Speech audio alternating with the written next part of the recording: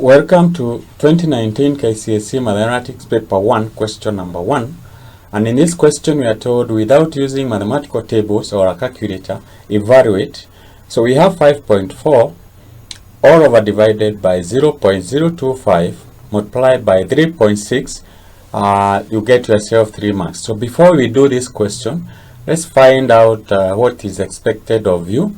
First of all, you are instructed not to use a mathematical table or a calculator, and if you use, you are likely to use not to get any marks, because the examiner will know that you have used. This is because what is being tested here is whether you know how to remove the decimal places from this fraction, and then you simplify. So those are the requirements that you should follow, or instructions. So if you look at the numerator here, we have 5.4, that is one decimal place. The denominator has 0.025, those are 3 decimal places, and 3.6, 1 decimal place, so that add up to 4 decimal places. So we need to move these decimal places of 5.4 decimal places to the right. So we have 5, we have 1, that is 2, 3 and 4. So that will be 54,000 divided by, now this will be 25 multiplied by 36. So we now have whole numbers which we can simplify. So you divide here by 9, we get 4. We divide by 9, we get 6, 0, 0, 0. We divide by 4, you get 1 and 5, that is 1,500. You divide by 25, this will give you 1. Divide by 25, that should give you 6, 0. So the answer is equals to 660. That is what you should get, and by doing that you get yourself, or you earn yourself 3 marks. So that's how you go about this question. A very simple question, because you know paper 1 comes from form 1 and form 2 work, and this is where you should actually capitalize, so that when the 2 papers are added, you will be able to get a good grade. So thank you for watching, and watch the other questions that are coming.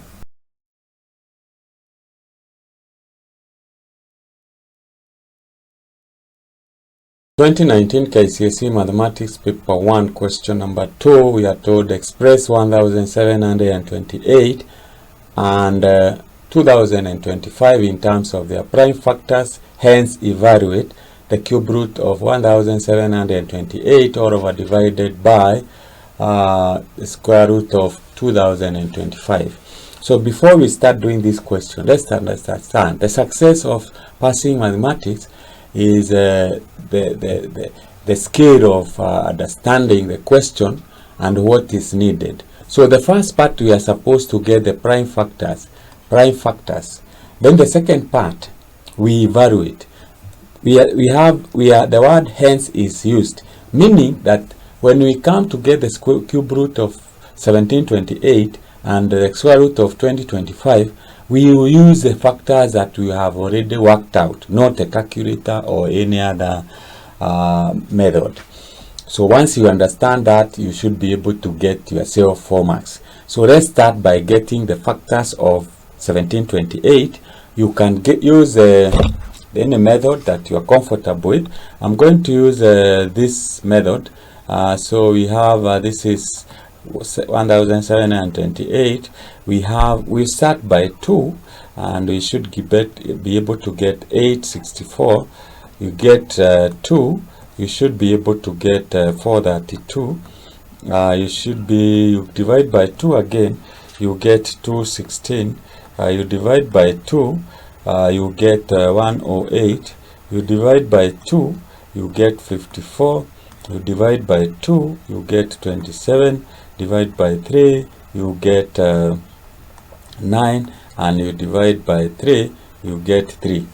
What this means is that the prime factors of this number, that is 1728, is the same as 2 multiplied by 2 multiplied by 2 multiplied by 2 multiplied by 2 multiplied by 2 multiplied by 3 multiplied by 3 multiplied by 3. These are the prime factors. Then we are going to use to get the prime factors of 225. You can use this part here and say this is 2025. So this is 2. Now when you divide by 3, not divisible by 2, you should be able to get 675. You divide again by 3, you should be able to get 225. Divide again by 3, you should be able to get 75. Divide again by 3, you get 25. Then you divide by 5, you get 5. So the prime factors of this number, that is 2025, is equals to 3 multiplied by 3 multiplied by 3 multiplied by 3 multiplied by 5 multiplied by 5. So from there we should be able now to, we are through with the prime factors. Then we should be able to get to simplify this. So it means that the cube root of 1728, here we will take that is 1, 2 and 3, and here we take 1, 2, 3. So it means that the cube root of 1728, that is the cube root, divided by the square root of 2025 should give you, should be able to give you, this will give you 4 multiplied by 3 divided by the other one. You take the square root, you get this and this, so it is 9 multiplied by 5. You simplify here by 3, you get is 1, this is 3, so our final answer is 4 divided by 15. So that's how you work out that question. It has taken us time, but when you are doing it, you should take less than 2 minutes or something like that. So thank you for watching, and continue watching.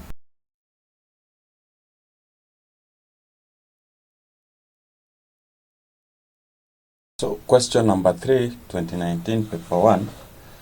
We are told Juma left his home at 8:30 a.m.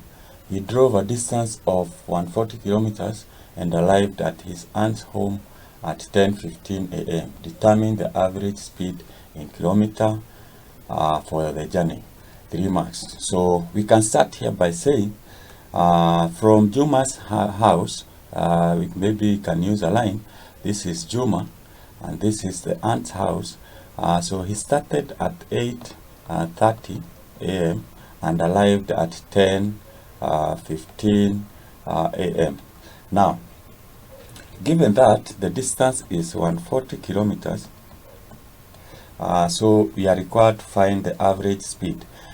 So we can say speed is equals to distance over time. We already have distance is equals to 140, so we look for time. So time is equals to it is you subtract 10, 15 and you subtract 8, 15, because 8:30 not 15, that is 30, because both are in AM.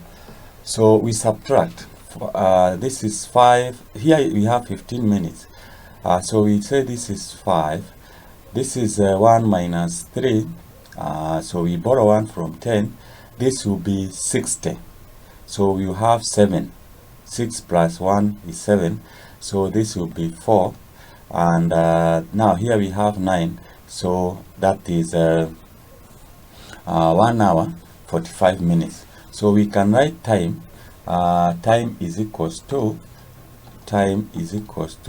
1 hour and 3/4, which is the same as 1.75 hours. So we can now get the speed and say speed is equals to distance is 140 divided by time, which is 1.75. This is in kilometer, and this is in hour. So this will give us, when you divide that, you should be able to get 80 kilometers per hour. So that is how you work out that question. The trick here is just subtraction here. You are being tested whether you know how to subtract time, because when you borrow 1 here, this should not be, it is 6.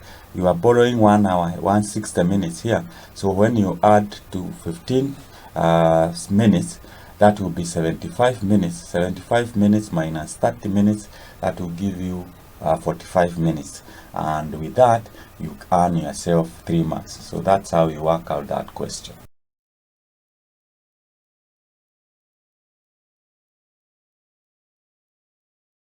So this is question number 4, 2019 paper 1. We are told to expand and simplify 4 into bracket q plus 6 close the bracket plus 7 into bracket q minus 3 close the bracket, and you get 4 marks. So these are the kind of questions that I normally say that it's like you are given 3 mark, and you should capitalize on this simple question of section A to be able to gather as much as you can in that paper. So for us to do that, we need to expand, then put the right terms together, and that will help us to put the q's and the whole numbers together. So when you open the bracket here, you get 4q plus 4 times 6 is 24 plus 7q, then you have minus 21. We can now say this is equals to 4q plus 7q, then plus 21 minus, that is 24 minus 21, and this should give you 4q plus 7q, that should give us 11q. Then you have 24 minus 21, that should give you plus 3, so plus 3, and with that you get yourself 2 marks. Very simple question and straightforward.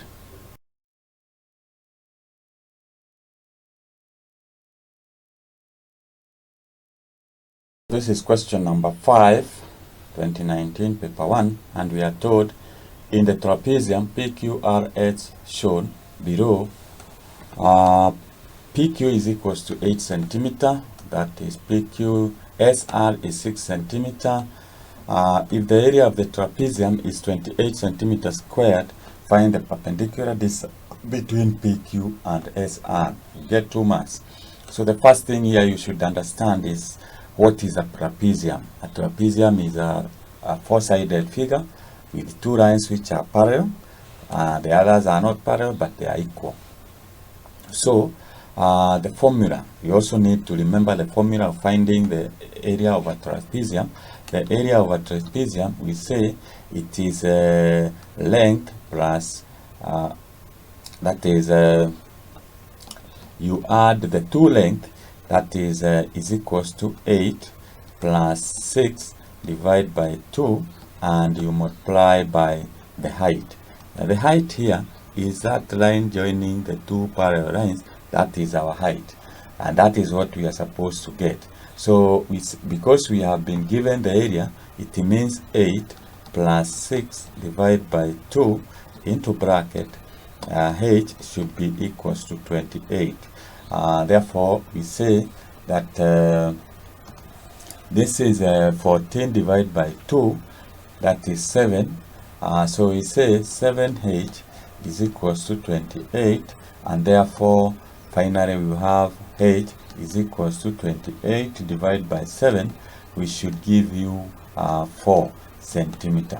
So you get the height is equals to 4 centimeter, and with that you earn yourself 2 marks. So a very simple question. Just like I had mentioned, these are some of the questions that you should miss in this kind of a paper.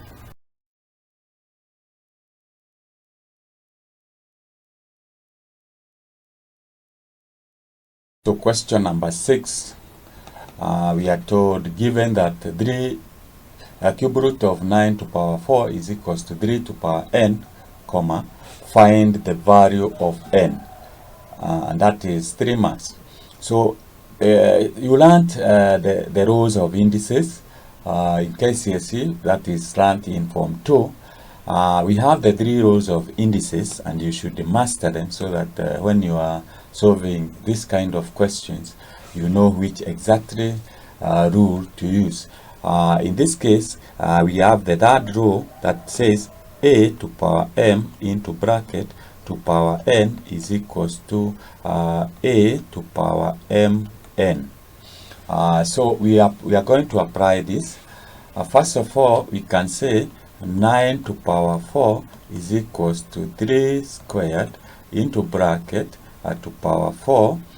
So this is equals to 3 to power 8. So with that, so 9 to power 4 is the same as 3 to power 8.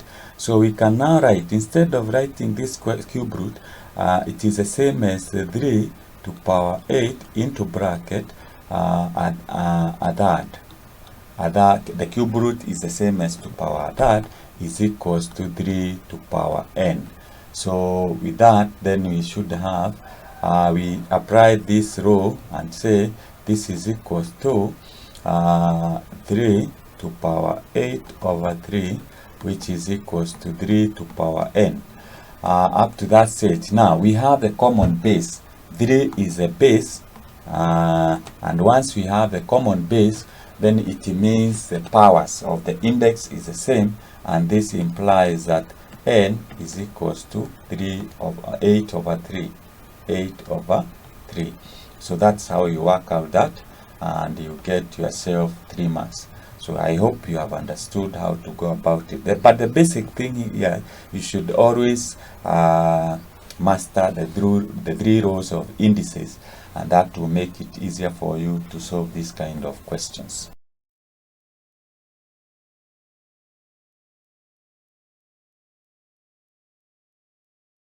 For 2019, number 7, paper 1, we are told 3 villages A, B, and C are such that B is 53 kilometers on a bearing of 295 from A, and C is 75 kilometers east of B.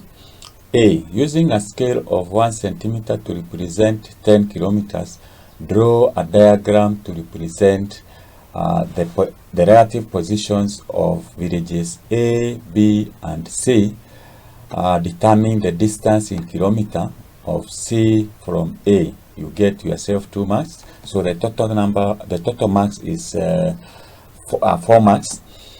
So for us to be able to do this, we are told to use a scale of 1 centimeter to represent 10 kilometers. So using the scale, we are going to show this position. So we are told that B is 53 kilometers on a bearing of 295 from A. So the first thing here we do is to first of all make a sketch that is going to guide us on how to draw this diagram.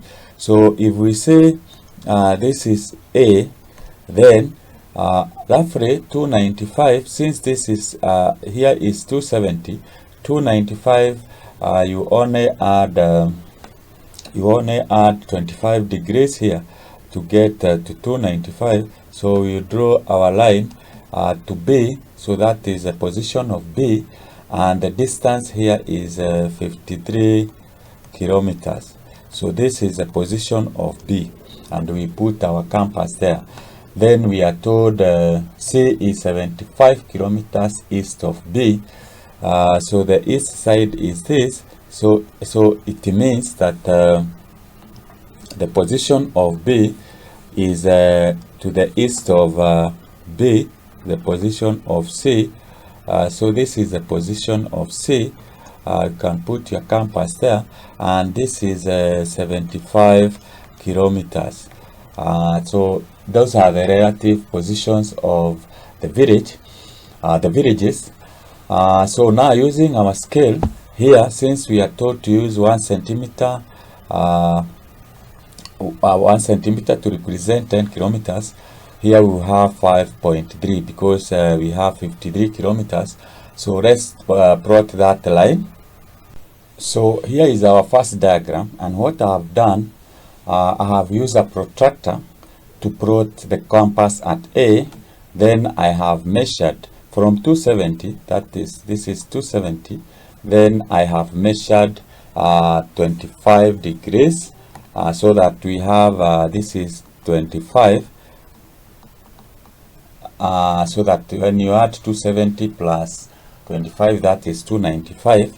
I have measured using a ruler 5.3 centimeter, so that we get to point B, and then using a protractor where I have obtained the end of 5.3, I have plotted a compass using a protractor. The second thing that I have done is I have extended the east side of B so that we can get the position of C, and this has given us I have measured 7.5 centimeter, since the distance from C is 75 kilometers east of B. So we now have the relative positions of the villages. So finally, I have joined A and C, and it means that we have answered the first part, that is part A. We have shown the relative positions of the three villages A and B and C. So the second part is to determine the distance in kilometer of C from A. So using a ruler, we are going to measure the distance or the dotted line from C to A and see how many centimeters, then we multiply by 10. So from A to C, we have, using a ruler, I found it is 3.4, that is 3.4 centimeter.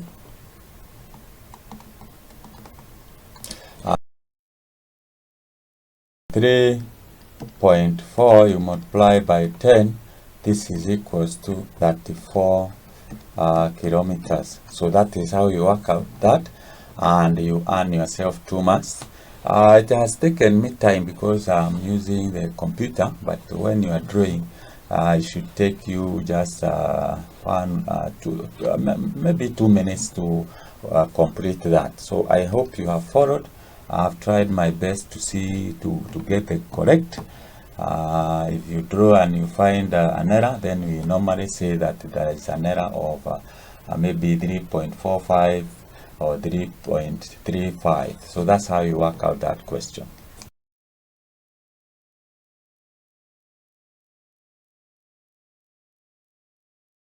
So this is 2019 paper 1, number 8, and we are told a retailer bought a bag of tea leaves. If the retailer were to pack the tea leaves into smaller packets of either 40 grams, 250 grams, or 350 grams, determine the least mass in grams of the tea leaves in the bags. You get yourself 3 marks. So actually, in simple words, you are required to find the LCM of these 3 values, that is 40, 250, and 350, so that this value you can pack packets of 40 grams and you get exactly number of packets without any remainder of the tea leaves. You can also pack 250 or 350. So to get the LCM, you need to write these numbers in their prime factors. So we start with 40, and this is 2 times 2 times 2 times 5. Then we come to 250. This is equals to 2 multiplied by 5 multiplied by 5 multiplied by 5. We go to 350. This is 2 multiplied by 5 multiplied by 5 multiplied by 7. So these are the prime factors of the 3 numbers. To get the LCM, we normally get the prime factors with the highest index. So if it is 2, we take 2 to power 3, 2 to power 3, you multiply by, we take 5, here is where we have 5 to power 3, you multiply, and we have only 1 7, so you multiply by 7. So to get the LCM is equals to 2 to power 3, which is 8 multiplied by 5 to power 3 multiplied by 7, and when you multiply that, you should be able to get 7,000 grams. So this is the rest mass in grams of the tea leaves in the bag, which you can pack into packets of 40, 250 and 350. So that's how you work it out. It may look like it's a very complicated question, but it simply means you get the LCM.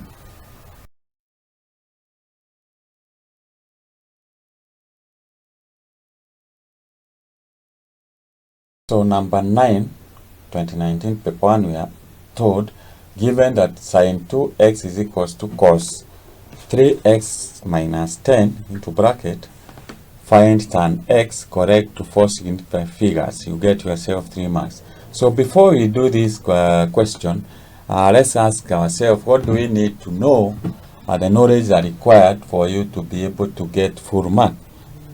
What you need to know is that we have a rule of complementary angles in trigonometry, which says that sine x is equals to cos 90 degrees minus x.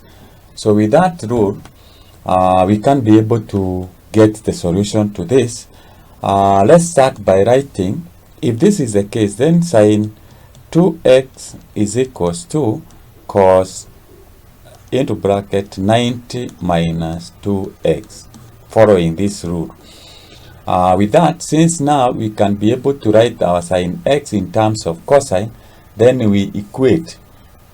Then sine 2x will be represented by cos into bracket 90 minus 2x is equals to now the cosine on the other side, which is cos into bracket 3x minus 10.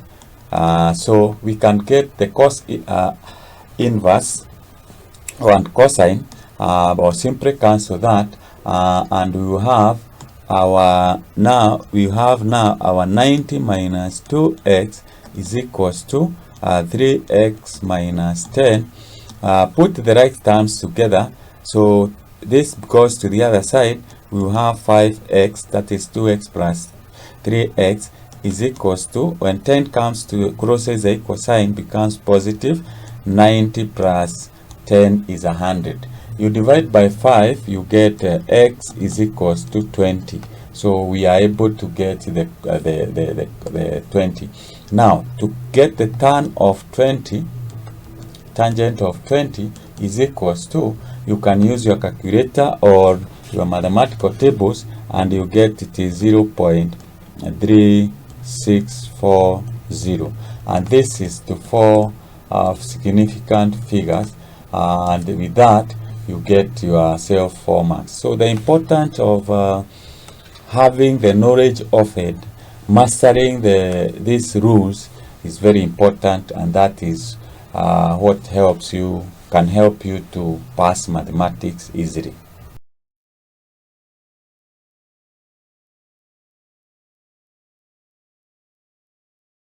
So number 10, 2019 paper 1, we are told a tourist converted $5,820 US into Kenyan shillings at a rate of Kenyan shillings 102.10 cents per dollar, while in Kenya he spent 450,000 Kenyan shillings and converted the balance into dollars at the rate of 103.00 per dollar. Calculate the amount of money to the nearest dollar that remained. You get yourself 3 marks. So this you learned in commercial arithmetic 1 in form 1.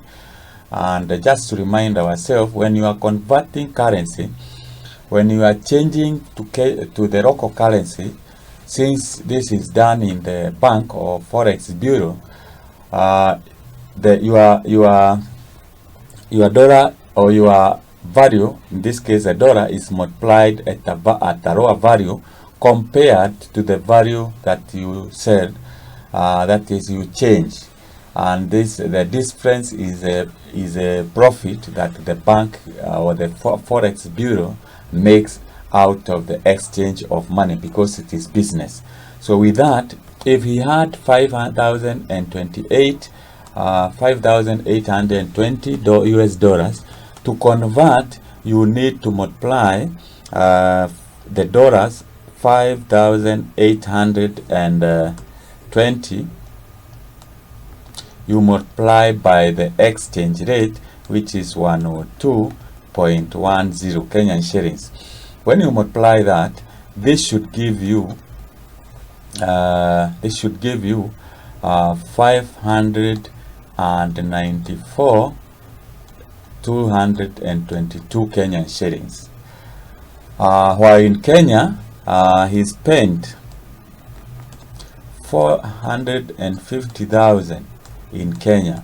So this means that by the time he was to leave, he had a balance of 2. You subtract, this is 4, that is 144,222 Kenyan shillings. And because he's going back to his country, let's say if it is United States of America, he cannot go with the Kenyan money, so you have to change. And now to change, you divide at a higher value, so that the difference is what the bank or the forex bureau will make profit. So you divide the amount that he had, 100,000 and 44,222, you divide by the value change, which is 103.00, and using your calculator, when you divide, you should get dollars. This is the sign for dollar, 1,400, and this is to the nearest dollar. So that is what you get, and that is the amount of money in form of dollar that you go with back to his country. So that's how you work out that question.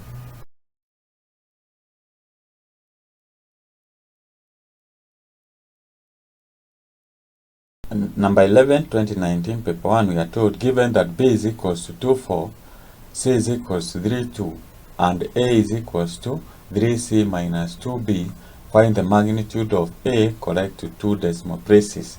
You get yourself 4 marks. So let's ask ourselves, what do we need to know? These are called column vectors. So you must be in a position to subtract column vectors. These are called scalars. So you multiply the column vector C with the scalar 3. 2 is also a scalar. You multiply B. Then from there, do you know how to find the magnitude of a column vector? So that's what you should know. So for us, let's start by getting A. So we are told A is equals to 3C. So you say 3 into bracket 3, 2. Then you minus 2B, which is 2, 4. This will give you 9. You multiply 3 by 3, that's 9. 3 by 2, that will give you 6. Minus 2 times 2 is 4, and 2 times 4 is 8. So when you work out that, 9 minus 4, that will give you 5, and 6 minus 8 will give you minus 2. So this means that our A is equals to 5 minus 2. That is a column vector. Now from there, we need to get the magnitude.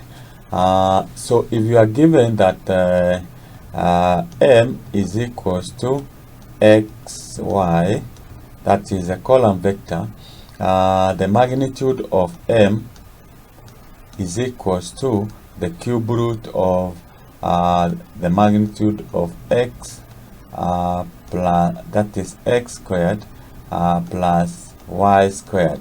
This means that if the magnitude implies that if the value is negative, then we get its magnitude is positive. So this means that our a, the magnitude of a is equals to the square root of 5 squared plus minus 2 into bracket squared, and when you square this, this will give you 25 plus 4, that is the square root, which gives you the square root of 29, and using your calculator, the square root of 9 is 5.39, and this is to 2 decimal places. So that's how you work out that question.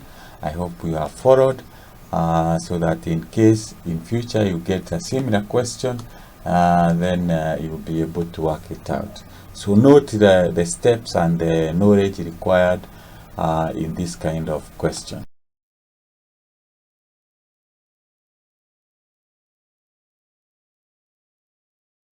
So this is number 12, 2019, paper 1. We are told, using a ruler and a pair of compass only, construct a robust PQRS such that PQ is equals to 6 centimeter and angle SPQ is equals to 75 degrees. Measure the length of PR, and that is 4 marks.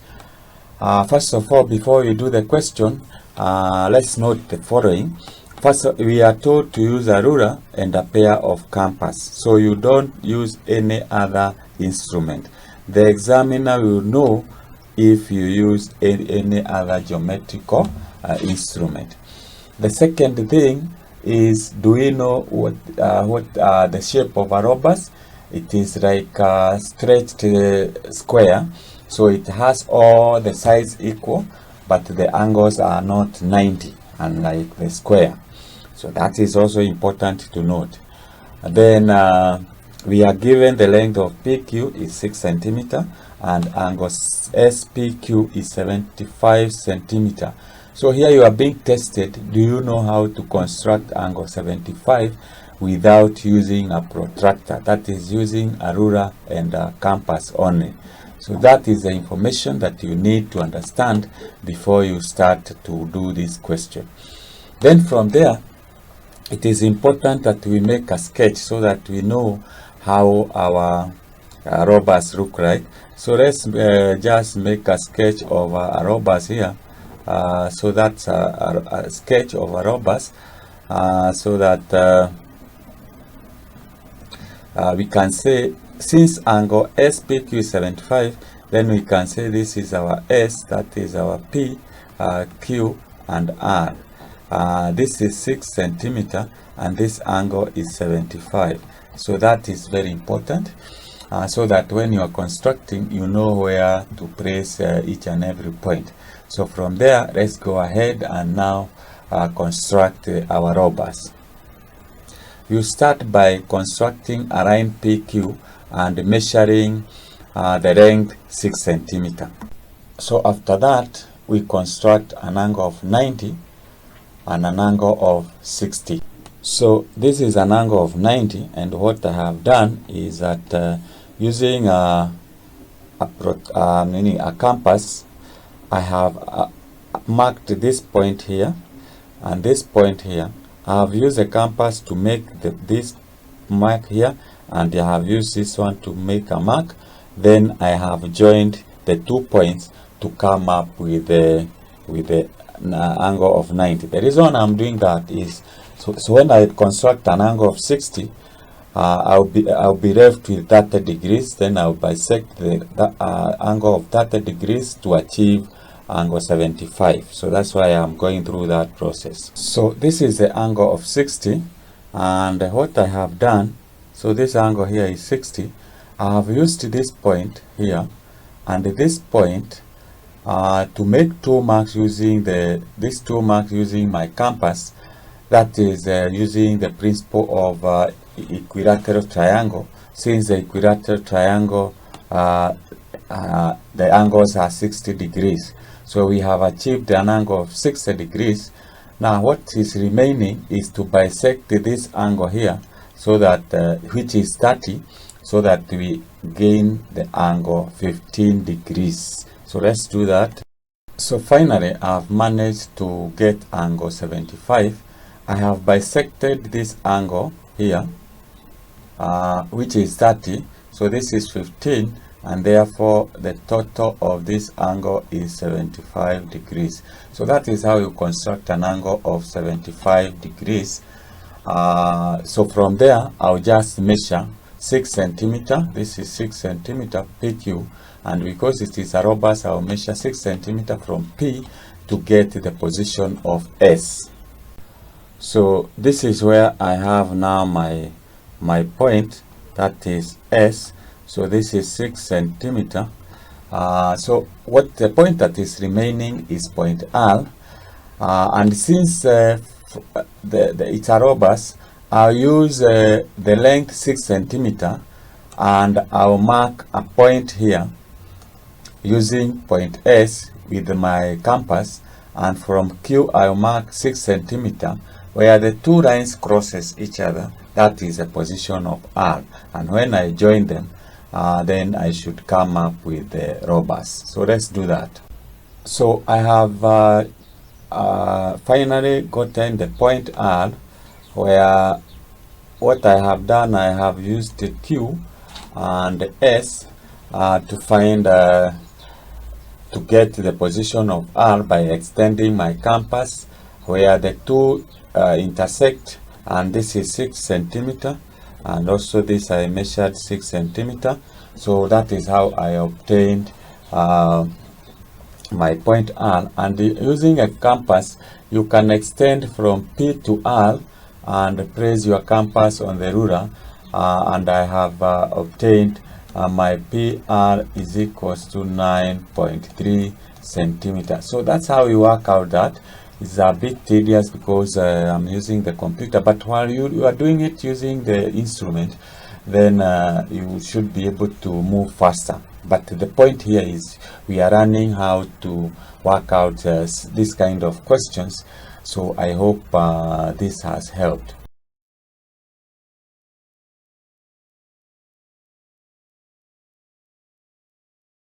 So this is number 10, 2019, paper 1. We are told solve the inequality 2x minus 1 less than or equals to 3x plus 4 less than 7 minus x. You get 3 marks. So what we do is that to solve this, we first work on this part here. We take the two inequalities and simplify the two.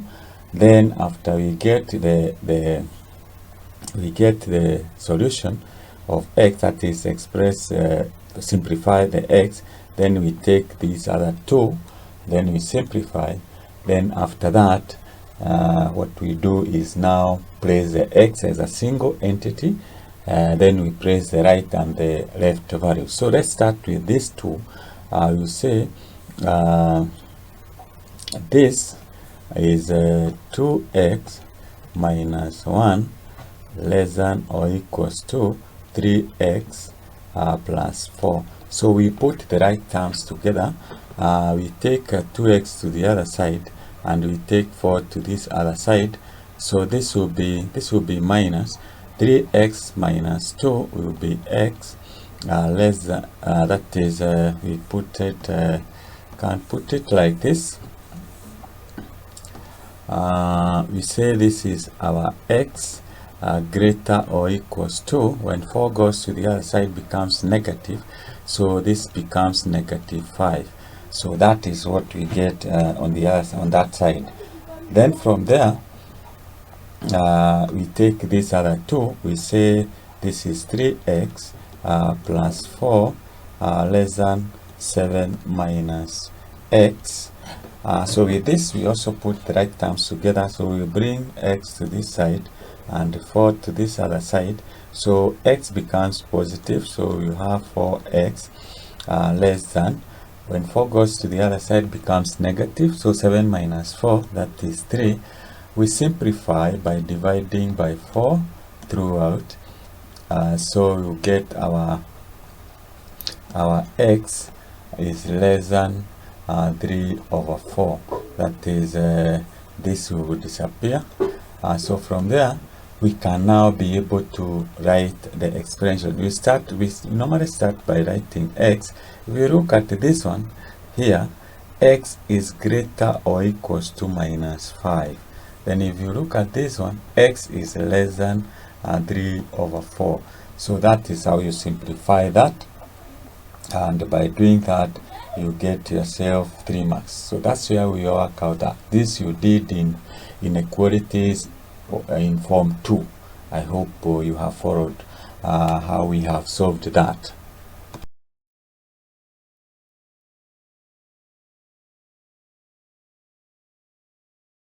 Number 14, 2019, paper 1, you are told, given matrix A is equals to 2, 3, 4, 4, matrix B is equals to x1, 2, 3, and AB is a singular matrix, find the value of x. So what do we need to know here?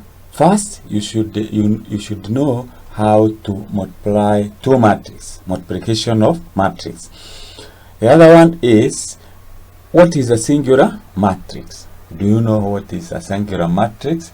Then finally, we should be able to know the determinant. Singular matrix is a matrix whose determinant is equals to 0. So you should know how to get the determinant of a matrix. So let's start the question by multiplying the two matrices. That is, AB is equals to 2, 3. We have 4, 4. Then you multiply by x. We have 1. Then we have 2 and 3.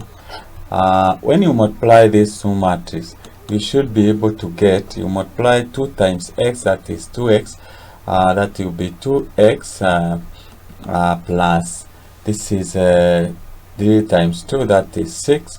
Then you multiply 2 times 1 is 1, 3 times 3 is 9, so that will give you 11. From there we have 4 times x is 4x, then 4 times 2 is 8, so it is plus 8. Then we have 4 times 1 is 4, plus 4 times 3, that is 12, so this will give you 16. So that is the matrix. From there, we are told that AB, this is AB actually, the product of AB. We are told it is a singular matrix. That means that its determinant is equals to 0. To get the determinant, we multiply the elements of the main diagonal, that is the main diagonal, and we subtract the elements of the other diagonal. This is the other diagonal. So we multiply, we now multiply 2x plus 6. We multiply by 16, and we minus 4x plus 8. You multiply by 11. That product, that should give you 0, because we are told it is a singular matrix. So we open the bracket. This will be that 2x plus 6 times 16. That should give you, is it 90? That is 96 minus, this is 4 times 11, 4x times 11, that will give you 44x, and you minus also 8 times 11, that is 88, is equals to 0. So put the right terms together, then you should be able to get 32 minus 44, that will give you minus 12, then 96 plus minus 88, that should give you 8. So this is plus 8 is equals to 0. So this is a 12x. So if you take 12 to the other side, it becomes positive. So 12x is equals to 8. Divide both sides by 12. Divide by 12. And this now, when you divide that, 12 disappears. 12 divided by 12 is 1. then by 4 this is 2, by 4 it is 3, implying that our x is equals to 2 over 3. So that is how you work out that question, and with the information or the knowledge that you need to have to be able to solve this question. So you are welcome.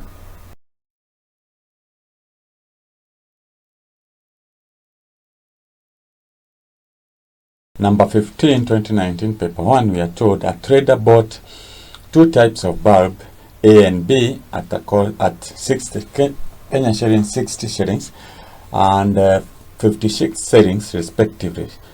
She bought a total of 50 bulbs of both types at a cost of 2,872.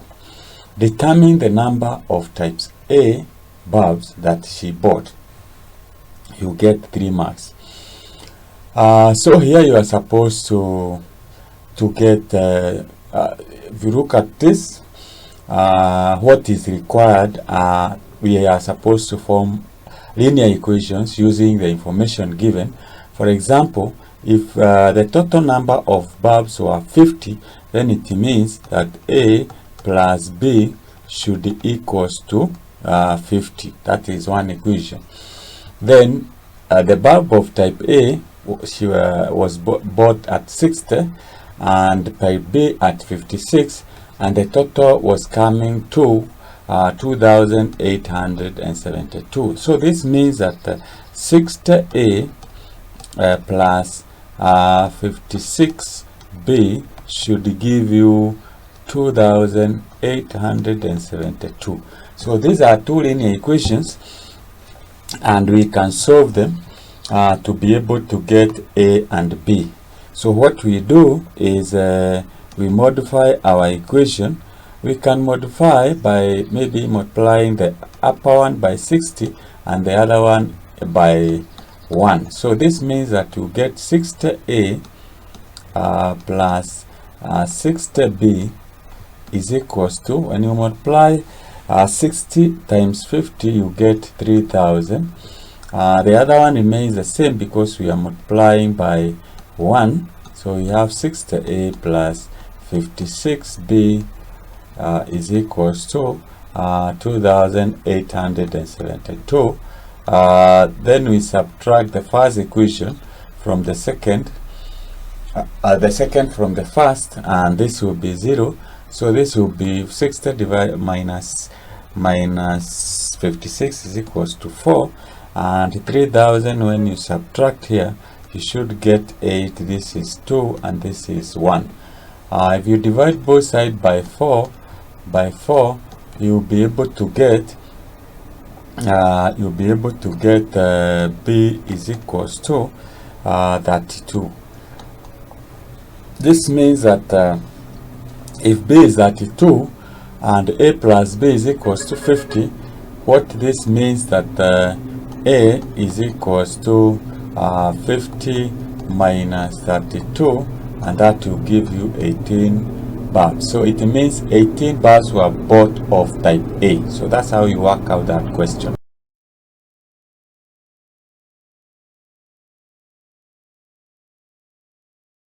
So number 16, 2019, paper 1, we are told a bus price between 2 towns P and R via town Q. On each day, it departs from P at 8:15 a.m. and stop for 40 minutes at Q before proceeding to R. On a certain day, the bus took 5 hours, 40 minutes to travel from P to Q, and 3 hours, 15 minutes to travel from Q to R. Find in 24-hour clock system the time the bus arrived at R. In Form 1, you are taught about time, that is a 12-hour system and the 24-hour system. And this question may seem too long, but it is very simple. So don't be scared by the number of words used. It is very simple. So we say that it starts the journey at 8:15. In 24-hour clock, we start with 0 when it is, this is AM.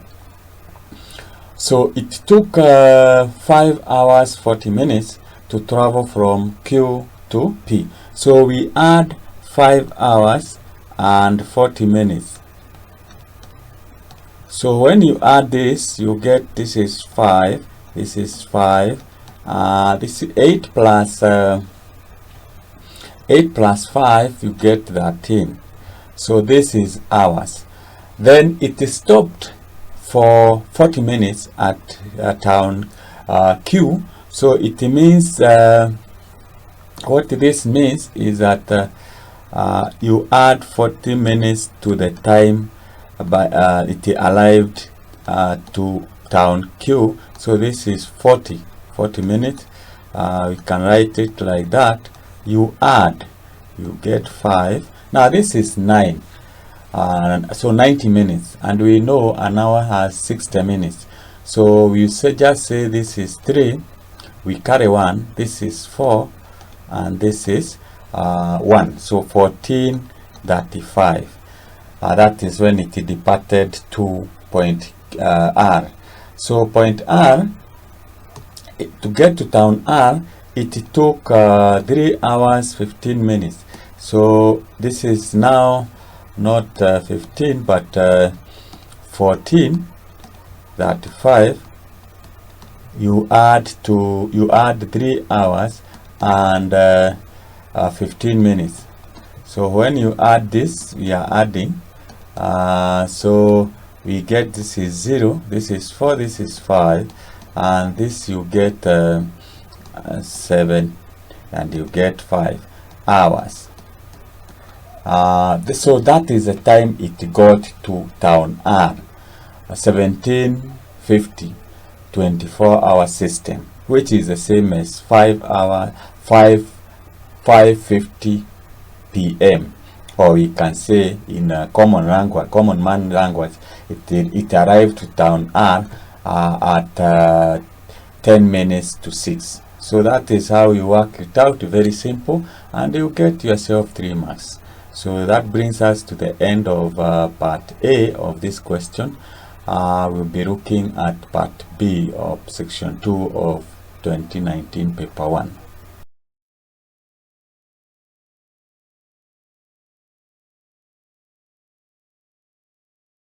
2019 question number 17, we are told a rectangular tank measures 2.4 meters long, 2 meters wide and 1.5 meter high. The tank contained some water to a height of 0.45 meters. Part A, calculate the amount of water in liters needed to fill the tank. So we can get the volume.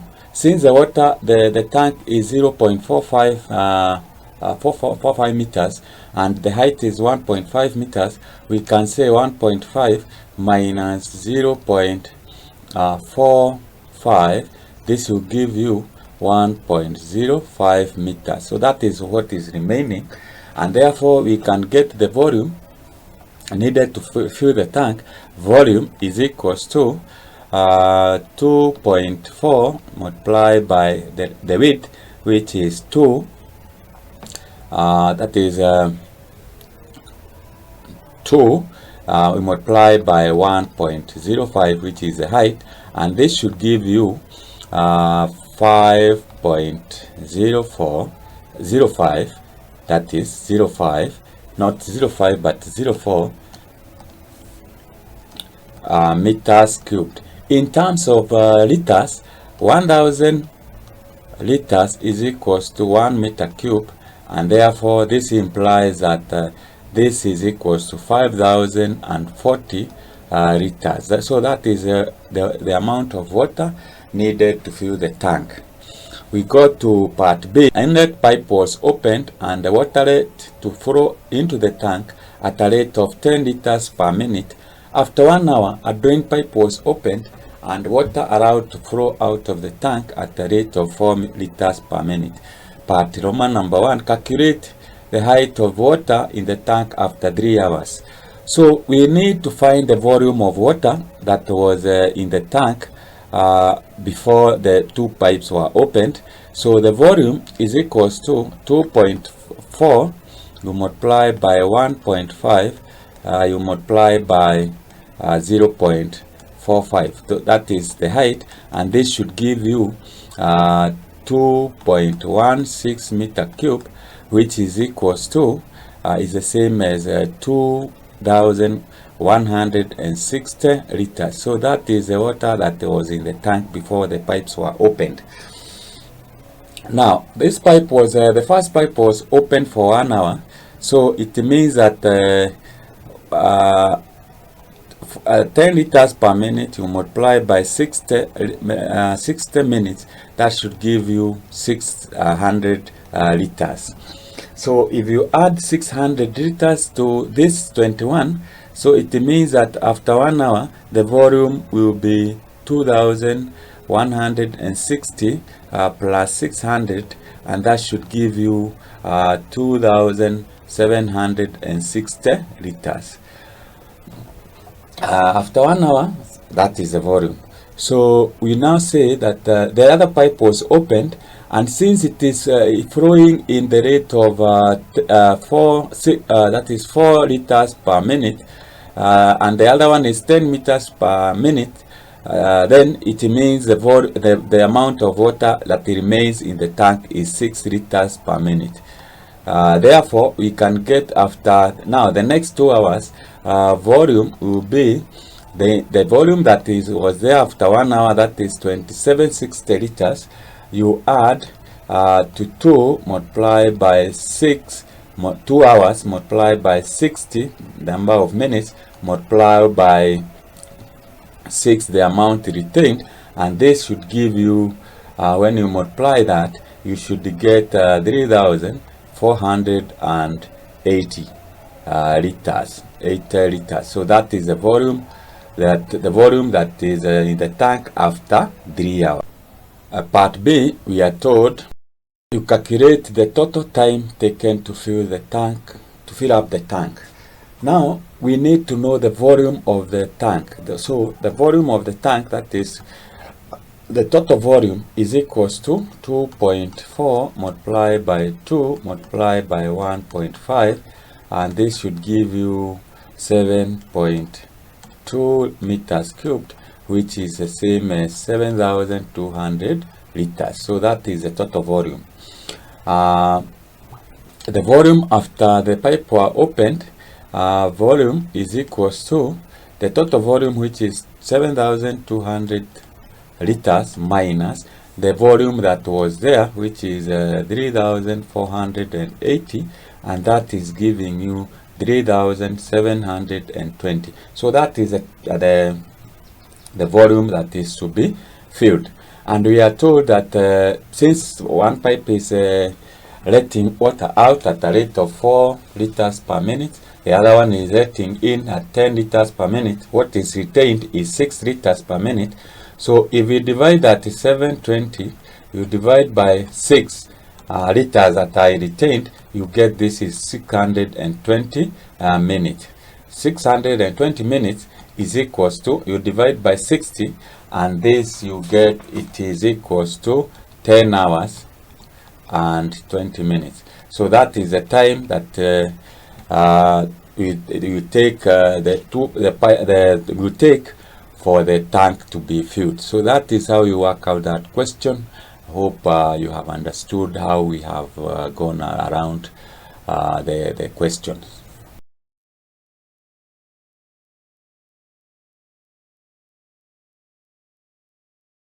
Question number 18, 2019, we are told a line L1 passes through points 33 and 57. Find the equation of line 1 in the form of y is equals to mx plus c, where m and c are constant. Another line L2 is perpendicular to L1 and passes through the point minus 2, 3. Then find the equation of the line, 3 marks. Comment number 2. The x-intercept of L2, and C, determine the point of intersection of L1 and L2. So what are you required to know here? First of all, you need to know how to get the equation of a line given 2 points, that is 3, 3 and 5, 7. And before you get that, you need to know how to get the gradient. We normally say gradient is equals to change in y over change in x. So let's first of all get the gradient of L1 is equals to, we can say it is 7 minus 3 divided by 5 minus 3. This will give you 4 divided by 2, which is equals to 2. So we now have the gradient and we have 2 points. So we can choose an imaginary point whose coordinates are x, y, and say y minus 3 divided by x minus 3 is equals to 2. That is the gradient. And when you cross multiply, then you find that y minus 3 is equals to 2x minus 6. Y is equals to 2x minus 3. So that is the equation of the line. That is how you get that equation. Then part B, another line L1, L2 is perpendicular to L1 and passes through the... So what do we know about perpendicular lines? The product of their gradient is equals to minus 1. So it means that the gradient, we can get the gradient of L2 is equals to minus a half, 1 over 2. This is because when you multiply minus a half times 2, you get minus 1. So now that we have the gradient and 1 point, to get the equation, then we say y minus, it passes through the point 3 minus 2, 3. So it is y minus 3, and this will be y minus minus 2, which will give you plus 2 is equals to minus a half.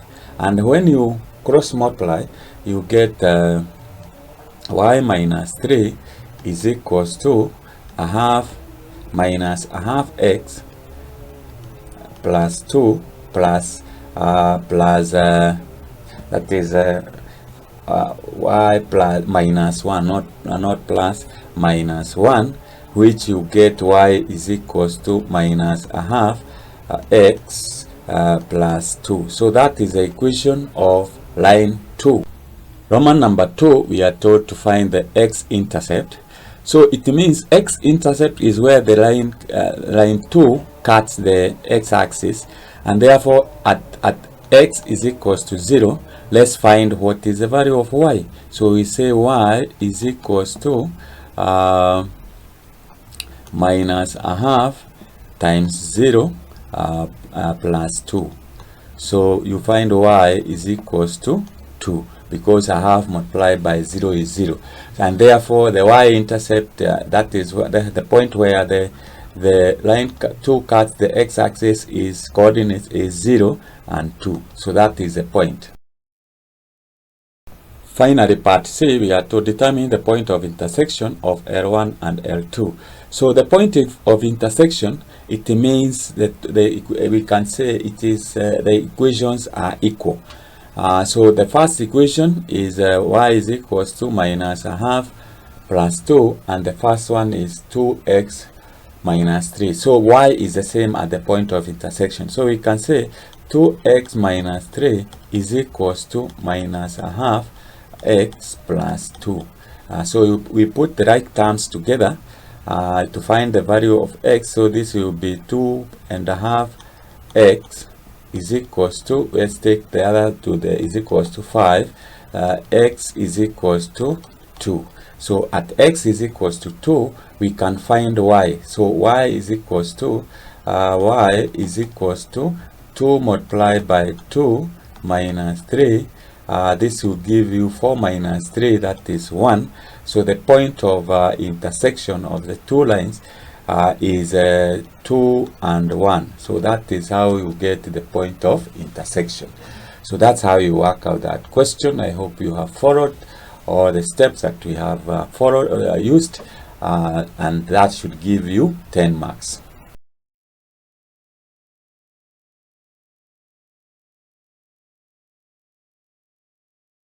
Question number 19, 2019, you are told a triangle ABC with vertices A minus 2, 2 and B 1, 4 and C minus 1, 4 is mapped on triangle ABC prime by a reflection in the line y is equals to x plus 1. On the grid provided, draw triangle ABC, the line y is equals to x plus 1, then triangle ABC prime, part B, triangle ABC double prime is the image of a triangle ABC prime under a negative quarter turn about the origin 0, 0. On the same grid, draw triangle ABC double prime. State the type of congruence between triangles ABC and ABC prime, ABC prime and ABC double prime. 1 mark. So that for us to do this, we are provided with a grid. So you should be able to draw a straight line. That is the line y is equals to x plus 1, and be able to draw the two triangles. So we are going to do that on the grid that is provided. So we'll start by plotting triangle ABC. So we are given A, the coordinates of A minus 2, 2, coordinates of B 1, 4, and C is minus 1, 4. So we, on the graph provided, or the grid, we have 0, 0. We can say this is 1, 2, 3, 4, 5, 6. So this is our x-axis. This is 1, 2, 3, 4, 5, 6. That is our y-axis. And then we have the other side. We can have we have minus 1, minus 2, minus 3, minus 4, minus 5, and then we have minus 1, minus 2, minus 3, minus 4, minus 5, minus 6. So our A is minus 2, 2. So minus 2, 2. That is our A. Then we have our B is 1, 4. 1, 4. That is our B. And our C is minus 1, 4. Minus 1, 4 is here. So that's our C. So with those points, we are going to join them to come up with a graph, with a triangle. So this is our triangle ABC. So we have our A there. Then we are told we have the line y is equals to x plus 1. So we need to plot this line so that we are able to reflect our triangle. So we have our x, that is our y. So this is 0. When x is 0, y is 1. When x is 1, y is 2. When x is 2, y is 3. So we plot this line. So when x is 0, y is 1. So we have our line point there. When x is 1, y is 2. So we have another point. When x is 2, y is 3. When x is 2, y is 3. And we join the 3 points to come up with a line. To the triangle ABC, when we reflect through the line, okay, this is a line y is equals to x plus 1. So when you reflect, for example, A, it will be, this will be the position of A, that is A prime. You reflect B, you be C prime. Then the next thing we are supposed, now the next transformation is a negative quarter turn. So our A will come there, that is minus 1, minus 1, that is our A. Our B will be, we interchange the coordinates, it will be, that will be 2 and 3. So this is where we have our B, that is B double prime, and this is A double prime, and C will be on 0, 3. So that is our C. And when you join the 3 points, should come up with the triangle ABC double. So this is our triangle ABC double prime. So from there we go to the next section. Now the type of congruence, if we take A, B, C and A, B, C prime, then we can say this is opposite congruence.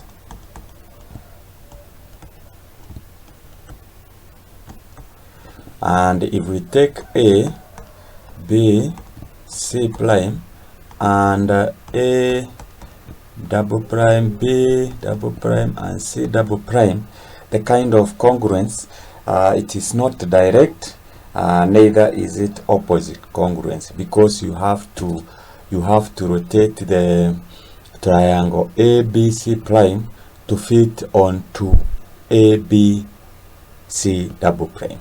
So that brings us to the end of that question. I hope you have followed how we have gone about it.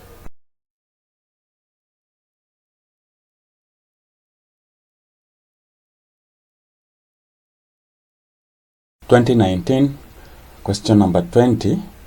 We are told the figure below is a right pyramid VEFGH with a square base of 8 centimeters and a slant edge of 20 centimeters. Point A, B, C, and D lie on the slant edges of a pyramid such that VA is equals to VB is equals to VD is equals to VC is equals to 10 centimeters, and the plane ABCD is parallel to the base EFGH. So we have our figure here. This is our this is EFGH. This is our ABCD. So we are told to calculate the length of AB. Since if we take the whole pyramid and the cutoff, then we can say that they are similar, and therefore if we take our AB, you divide by 8, that is 8 centimeters, should be equals to 10, that is the slanting side of the small pyramid, divided by 20, that is the slanting side. So when you work out, you find AB is equals to, AB will give you 4 centimeters. 4 centimeters. So that is like a half of FG. So that's how we work out that. We go to part B of the question. We are told calculate correct 2 decimal places the length AC. So we can say AC. AC is equals to AC, since this side is 4 centimeters and this side 4 centimeters. So we can say that AC is the square root of 4 squared plus 4 squared, which is equals to, this will give you, that is a square root of 32, which is equals to 5.66, 2 decimal places. So that is Roman number 1. We can get Roman number 2. We say the perpendicular height of the pyramid. So that we can say perpendicular height, since we know that we know AC, we can say AC is equals to 5.66. A half AC is equals to 2.83. Using the Pythagoras theorem, we can say height is equals to the square root of 10 squared minus 2.83 squared, which should give you 9.75 centimeters. So that is the height. Part C, we are required to find the volume of the frustum when VABCD is cut off. The formula for finding the volume of a frustum is volume is equals to that base area times height. The height of the whole pyramid is 2 multiplied by 9.75, which should give you 19.50. So when you now to get the volume is equals to at that multiply into bracket 8 times 8 times, that is a base area, 8 times 8 times 19.5, that is for the whole pyramid, minus 4 times 4 times 9.75, and using a calculator, when you work out that, you should be able to get 260 centimeter cubed. So that is how we work out that question. I hope you have followed all the steps that we have covered.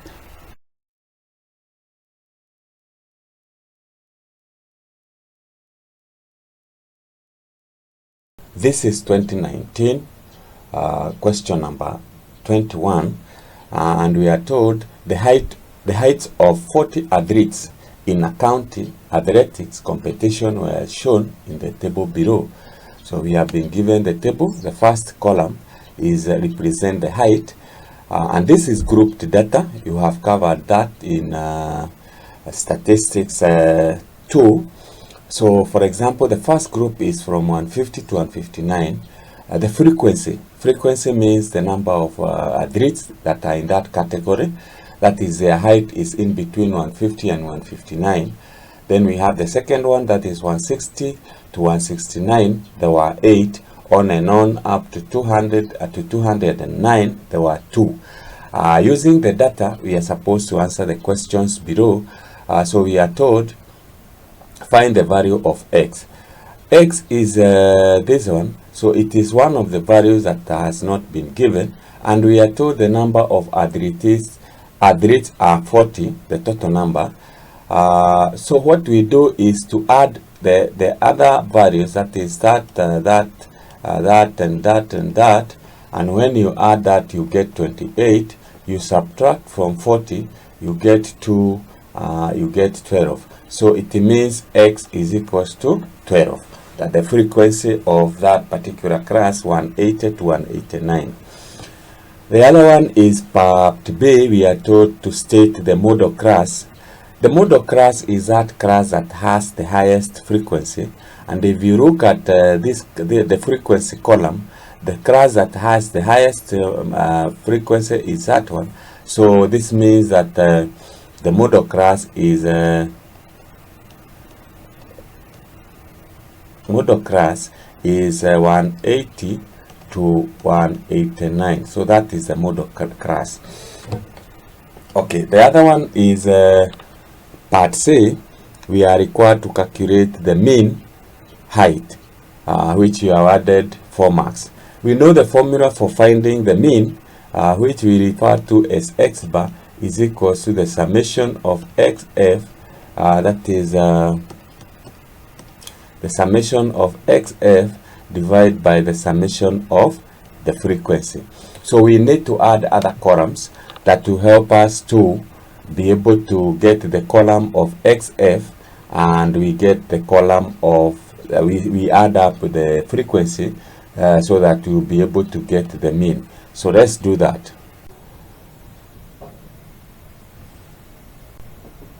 So what I have done is that I have added another 3 columns. This is our f. Then this column we have our x. When we have grouped data, our x is the midpoint of the class, and we have 159 here. You can get the middle class by writing maybe from 159 you subtract 150, you get that is 9. You divide by 2, that is 4.5. So the midpoint here will be 154.5. Here it will be 164.5. Here it will be 174.5. Then we have 184.5. 194.5, and we have 204.5. So those are the midpoint. Then we multiply x and f, or fx. So this column will be for xf. So when you multiply here, you get 309. You multiply here, you get 1316. Then you multiply here, we have 1745. You multiply here, that is 12 times 184, and you'll be able to get 2214. Then we have this one, will get 1167, and finally we'll get 409. So we add up the total here of xf. It will give us 7,140. The total frequency is, we already know it is 40. So we can now get the frequency, the mean, and that will be 7,140. You divide by 40, and when you divide, you get 179. So the other part remaining is finding the median height, correct one decimal place, and with that we fill the column of cumulative frequency. Cumulative frequency, you add up the frequencies. So we have 2 plus 8 gives you 10. Then 10 plus 10, that gives you 20. Then 20 plus 12, that gives you 32. Then you add 6, you get 38. Then you get to 40. So that is the cumulative frequency. The formula for finding the median is written like this. So this is the median, is equals to L, that is the row class boundary, and then we have n over 2. Then we have minus c divided by the frequency, then you multiply by I. So this formula, L represents the lower class boundary of the median class. The median class, you note that when you add up, since we have the frequency number of adults, there are 40, the median class rise in the class of 170 to 179. That is where we have the 20th or 21st person and the 21st person, which is a median.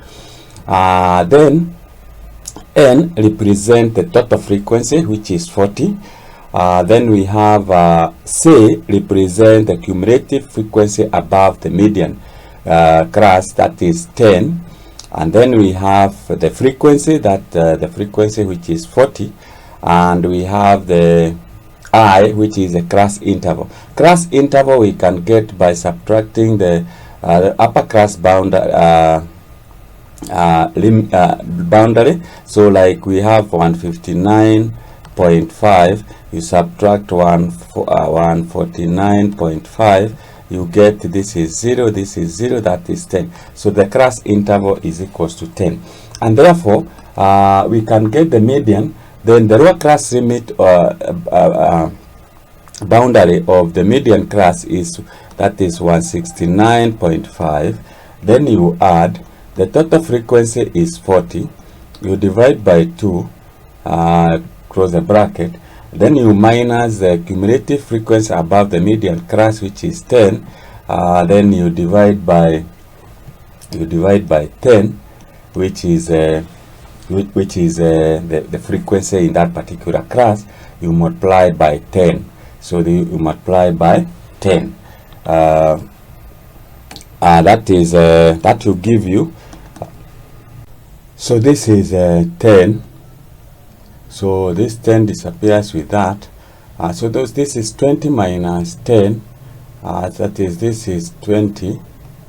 20 minus 10 is 10. So it is 169.5. plus 10, which will give you 179.5. So that is the median height correct to 1 decimal place. So that's how you work out that question. I hope you have followed. Work out other questions or follow other questions in this area, and you'll be able to understand how to get this kind of questions correctly. So thank you for watching.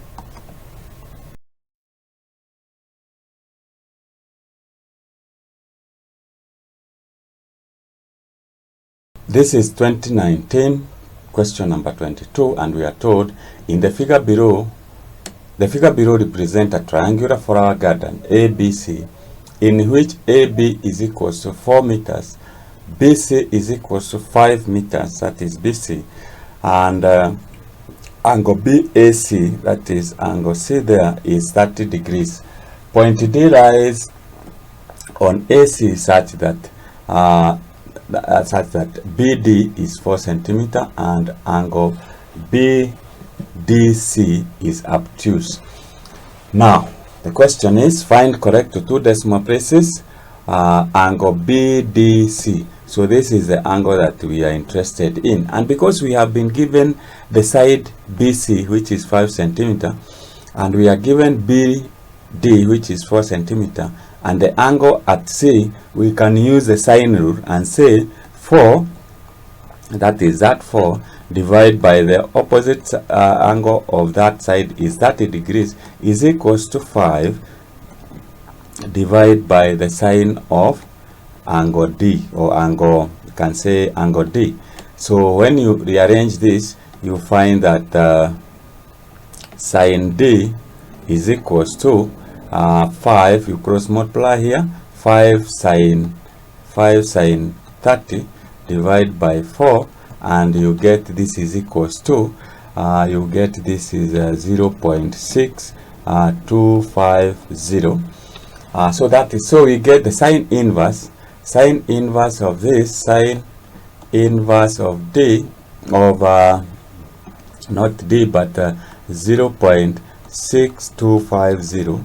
it give you 38.68 degrees. But we have been told that D is obtuse, that is more an angle greater than 90, and since in the second quadrant sine is positive, so this means that the angle D is in the second quadrant, which is obtuse, so it is equals to 180 minus 38.68, which will give you, this will give you 141.32 degrees. So that is the angle D, and that is how you get it. You get to part B. So part B, we are told the length AD. So this is the length AD, and going back, since we have obtained angle BDC, it is equals to 141.32. When you subtract that from 180, this angle then it is 38.68, and because this side is equals to this, it is an isosceles triangle. It means this angle is also 38.68. Since we have these two triangles, we can get this one 180 minus 2 times that 8.62. This angle you get, it is equals to 102.64. Now we have this angle, we have these other two angles, so we are looking for the opposite side of this angle. So we can use the sine rule and say AD, that is the side that we are looking for, divided by the sine of the angle opposite that side, which is 102.64, is equals to 4 divided by, that is either this 4 and the angle opposite is 38.4. Then we say sine 38.68, implying our AD can be obtained by multiplying 4, cross multiply, we get the sine 102.64. All this is divided by sine 38.68, and using your calculator, when you compute that, you'll be able to get 6.25 centimeters. So that is how you get AD. I'm trying to save space here because I don't have a lot of space, so that is how you work it out, but you still get a full mark. Part C, it's telling us length. We find the length of DC. So this is the length DC, and we have this angle is 30, and this angle here we have found it is 141.32. When you add the two, you get this is 171.32. You subtract from 180. You subtract from 180 to get this angle here, that is angle B, and when you subtract that, you should be able to get this is 8, this is 6, 8.68 degrees. So this angle here B is 8.68. Once you get that angle, you can apply the sine rule and say our DC over the sine of that the angle, that is angle B, sine 8.68 should be equals to 4 divided by the opposite side, which is sine 30. So here we are being tested whether we understand the sine rule. So implying that the DC is equals to 4 sine 8.68 divided by sine 30, and when you compute that, you get DC is equals to 1.21 centimeter. So that's how you work out that, and you get yourself 2 marks. Finally, part D, we are told the area of the flower garden. The area, we can use the sine the method of the sine rule, which is, we say it is area is equals to AB, that is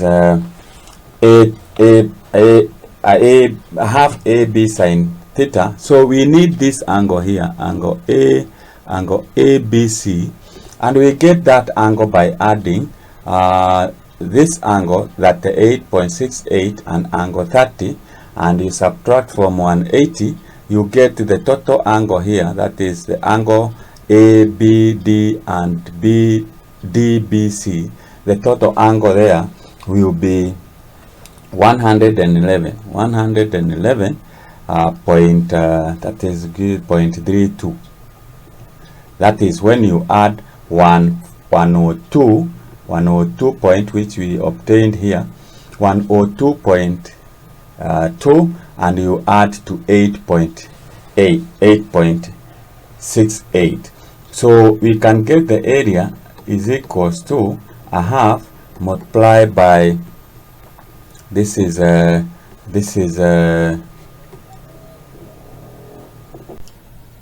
means that area, we can get the area is equals to a half multiplied by one side, which is 4 centimeter, multiplied by the other side, which is 5 centimeter, the sine of the angle in between, which is 111.32 degrees. So you can simplify here, you get 2. Using your calculator, when you compute that, you'll be able to get area is equals to 9.32 centimeter squared. So that's how you work out that question. I hope you have followed, and this you can note that we have actually utilized the sine rule. That is a knowledge that you need to have when you are solving this question. We also know there are 3 methods of solving, getting the area of a triangle, and the one that we have used is one of them. So we have a half AB sine theta, that is the angle inclusive angle of the 2 sides given. So that brings us to the end. Hope you have gotten what is supposed to be done. Keep on watching.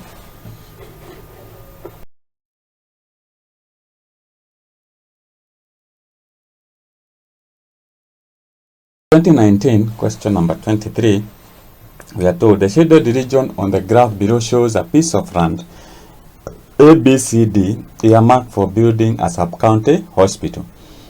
So this is the graph that we have been given. So part A, write down the ordinates of curves AB and DC for x is equals to 0 to 100, 400, on and on up to 1200. So the ordinates are the points where we have this curve, the upper curve, that is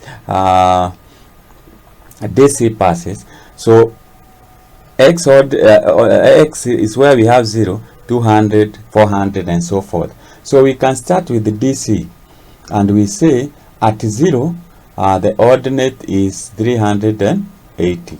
So this is 380 there. At 200, we have the ordinate is 500. This is we have 500 there. Then at 400, the ordinate is 580.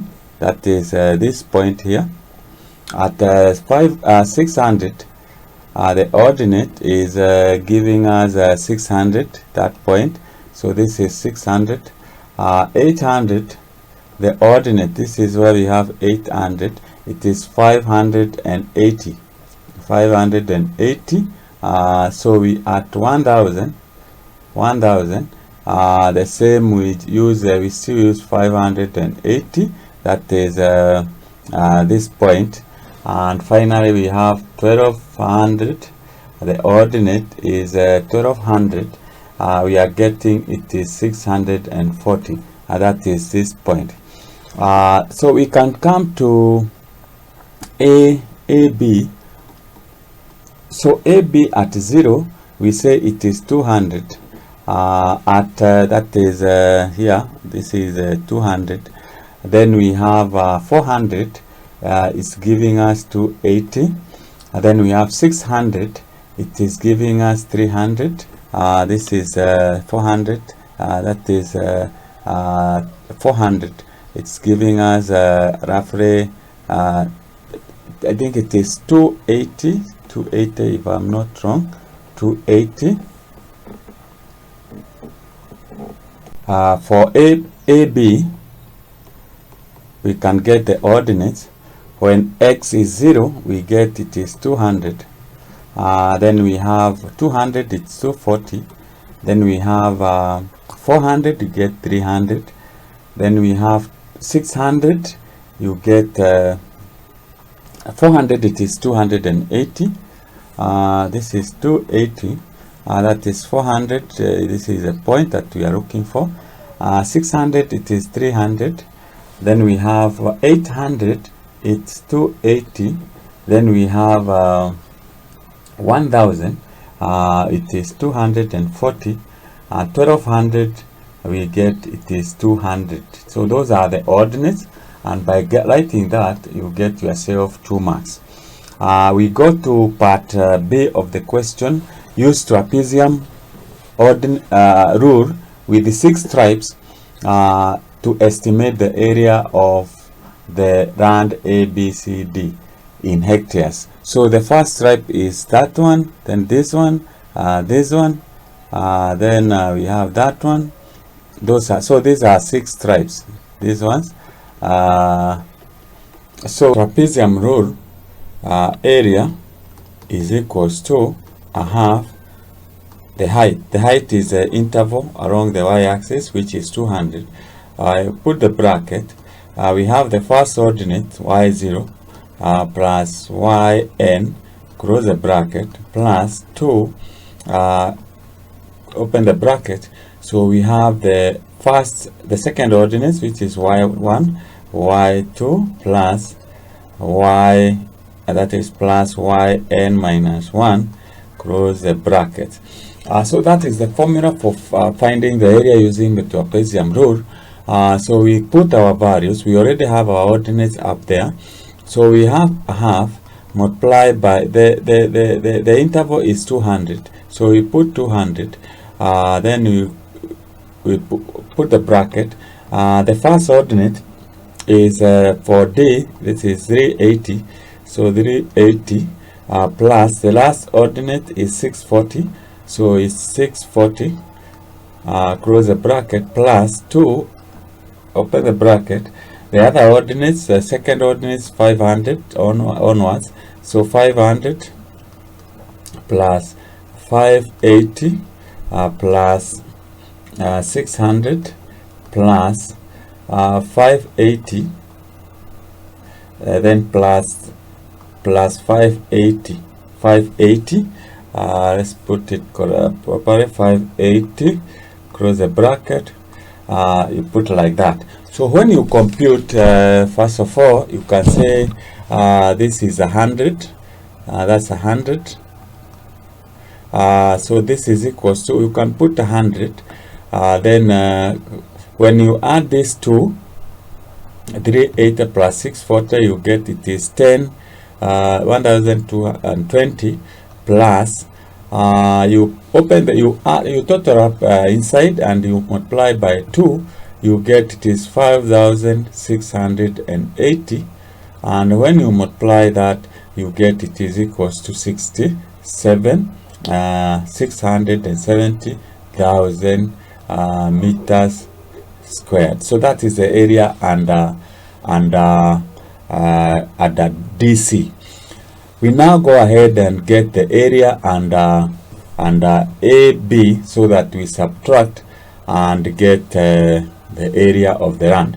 Because of space, I'm going to remove this and use a space to get the area under AB. So let's just note here that here it is 670,000 meters squared. So that is the area under DC. So let's do the other part.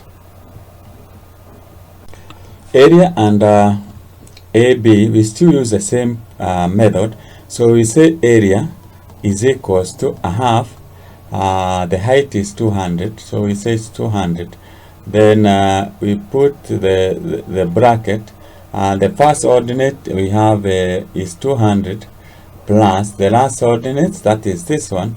The last one is also 200, so 200, close the bracket. Then we add 2, open the bracket. Then we have the second one. This is the second one, that is 240 plus 280 plus 300 plus 280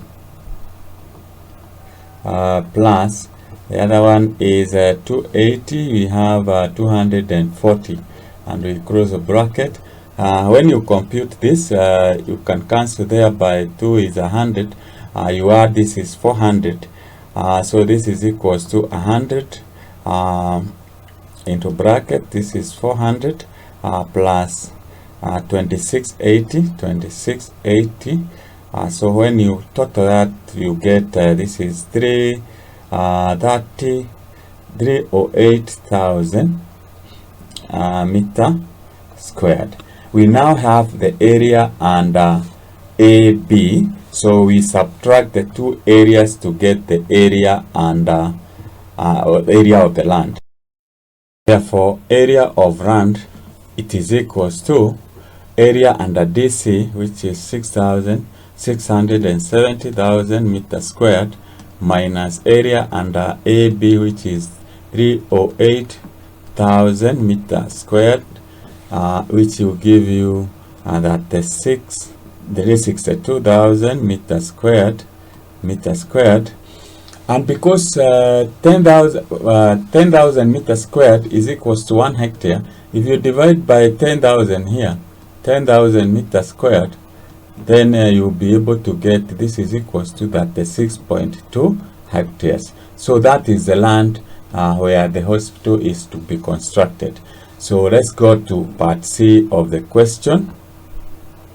Use mid-ordinate rule with the 3 stripes to estimate the area of the land in hectares, and there you get yourself 4 marks. So let's do that.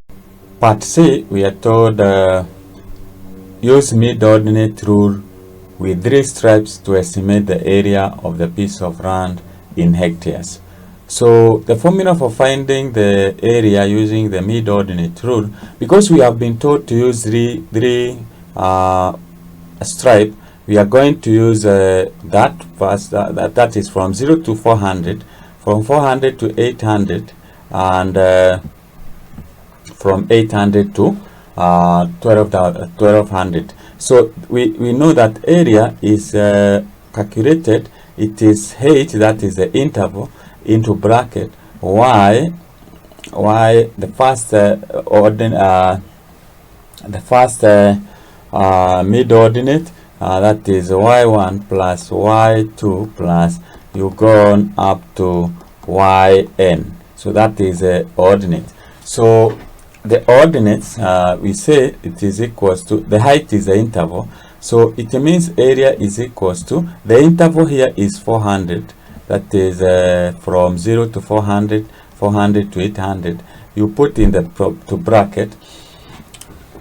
Now we have for the area under DC, so the at 200, which is now 200 is the mid ordinate, then we say the ordinate of DC is given by 500.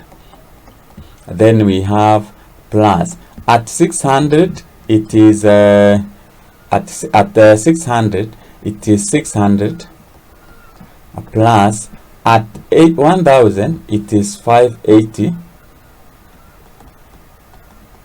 That is area under D. You minus 400, the ordinates of AB at 200, we have it is 240. 240. Let's write it properly. 240. Then plus this is at 800. You get it is 300, and finally at 1000 you find it is 200. We already have them up there, 200. So this is equals to, when you compute that using your calculator, you find it is equals to 376,000 meters squared. And you know 10,000 meters squared is equals to 1 hectare. So if you divide this by 10,000, you find that the area is equals to 337.6 hectares. And note that here we had obtained 36.2 using the trapezium rule.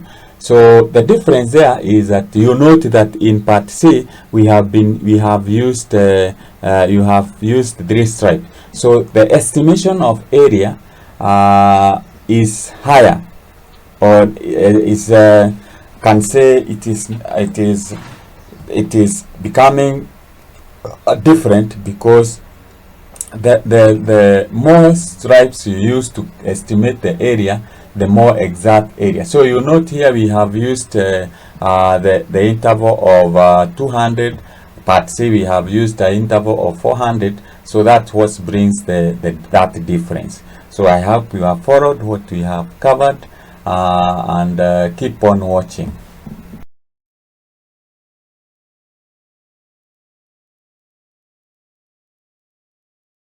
This is 2019 KCSE number 24. We are told the equation of a curve is y is equals to x cubed plus x squared minus x minus 1. Part A, determine the stationary points of the curve. So this is a cubic function. The turning point or stationary points are the turning points of a curve, and that is, we can say the turning point at that point, this is a turning point, or it could be in that form. Now the tangent is at the turning point is a line parallel to the x-axis, which means that its gradient is equals to 0. So if we get the gradient of this function and we equate to 0, we will be able to get the turning point. So the gradient, we say we differentiate is dy dx is equals to, this will be 3x squared plus 2x minus 1. And since we are saying that the gradient is equals to 0 at the turning point, then what it means is that we equate this to 0. This is a quadratic equation, and when you factorize it, you'll be able to get 3x minus 1. These are the factors of this equation. X plus 1 is equals to 0. I hope you know how to factorize. You have already covered that in quadratics in Form 3, so, or in the quadratic topic. So this means that x is equals to a third or minus 1. So these are the turning points. These are the turning points of the curve. Y is equals to x cubed plus x squared minus x minus 1. So I hope you have followed that. But Roman number 2, we are told the nature of the stationary points. The nature of the stationary points means that we have minima and maxima. So maxima is when the turning point is of that of that nature. This is the turning point, and minima is when the turning point is of that nature, that is upwards and downwards.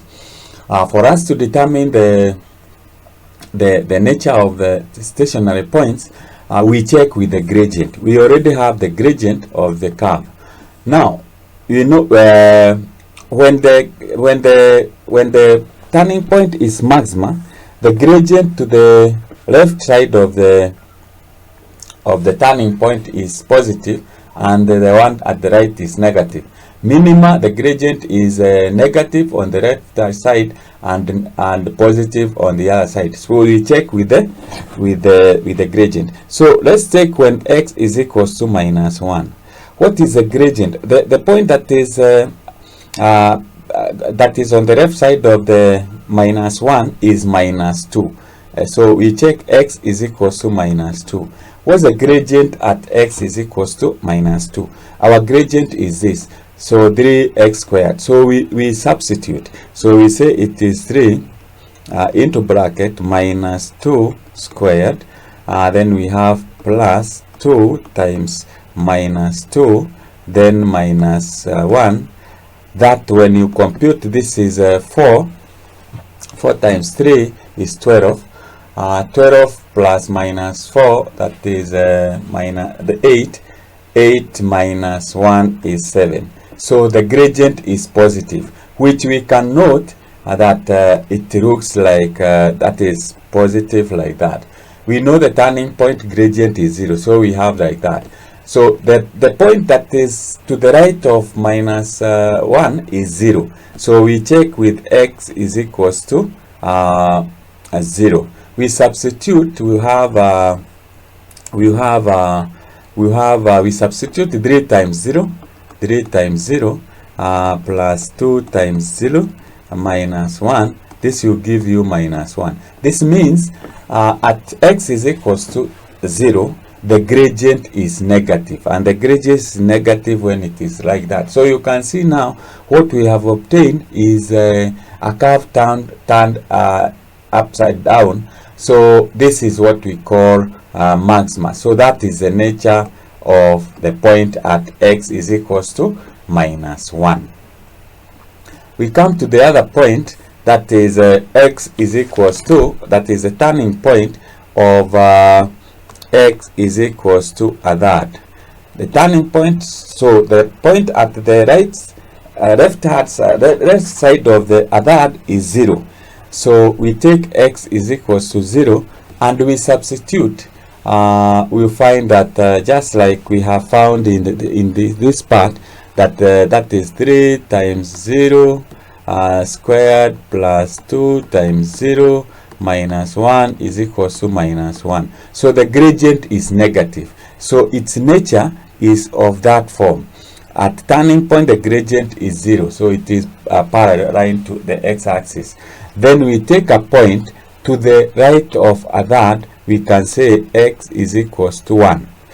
So if you substitute, this will give you 3 times 1 squared plus 2 times 1 minus 1. So this will give you, this is 3 plus 2, that is 5, minus 1 is equals to 4. So the gradient at x is equals to 1 is positive, so its shape is like that. So this is a minima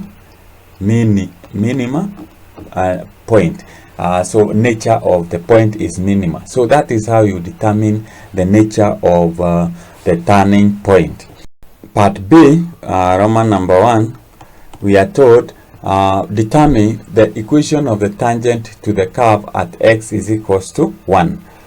So at x is equals to 1, the equation of the tangent touching the curve at x is equals to 1. So what we do here is that we know the gradient, that is dy over dx is equals to 3x squared minus 2x, that is plus 2x minus 1, and therefore at x is equals to 1 we substitute to get the gradient. So dy dx is the same as a gradient.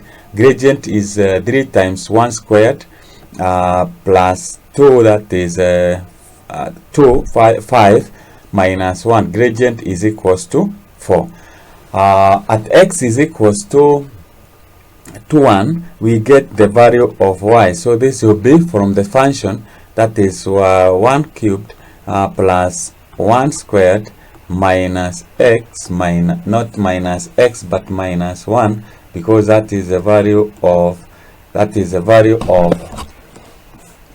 x. Then we have minus 1. This will give you y is equals to 0.